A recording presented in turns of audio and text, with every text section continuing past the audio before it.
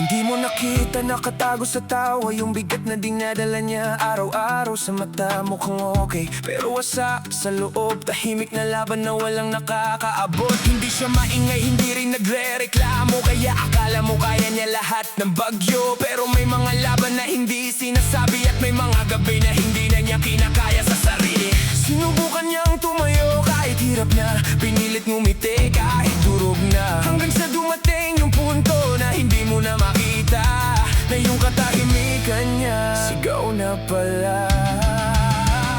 May mga tanong na walang sagot, may mga sugat na hindi kayang takpan ng oras, at minsan kahit gaano ka katatag, may hangganan din ang lahat. May sigaw sa loob na hindi marinig, may laban na hindi mo kayang makita kahit nakatitig. Hindi lahat ng matibay ay hindi nasisira, may mga tao ring tahimik na unti-unting nawawala. Kung nakita lang sana ang bigat na dala, kung narinig lang sana kahit isang beses ang hina, baka may nagbago, baka may naiwasan, baka may isa pang araw na siya'y lumaban. Ngayon tahimik na wala ng tanong, pero sa isip ko paulit-ulit ang kahapon. Kung may nagawa ba o nakulang, o may hindi ako nakita sa likod ng kanyang ngiti noon. Hindi ko sinisisi niyang sarili ko, pero masakit na hindi ko nabasa ang bawat pahiwatig. Kasi minsan hindi sapat ang okay ka lang, kung ang sagot niya lagi na lang okay lang. May mga laban na kailangan ng kasama, hindi sapat ang lakas kung mag-isa ka. At ngayon naiintindihan ko na ang ibig sabihin na hindi lahat ng tahimik payapa rin. Kung may nararamdaman ka, hindi mo kailangang itago, may makikinig. Kailangan mo lang magsabi.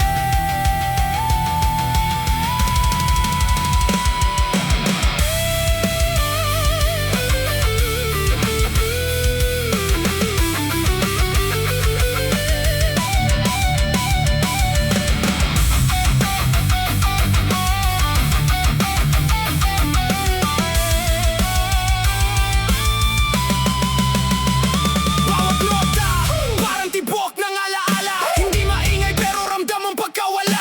Paikot-ikot, tanong na walang sagot, hanggang matanggap na hindi na siya babalik sa bukas.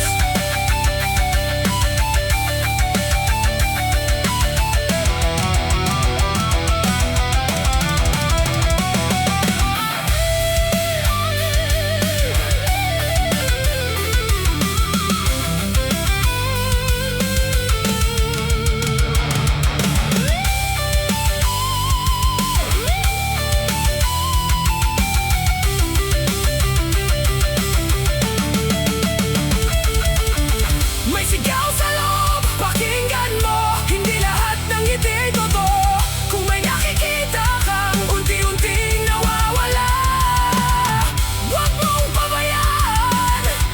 Kumapit ka, hindi ka hinaan ang magsabi ng nararamdaman. Hindi ka bawasan ang humingi ng tulong sa iba.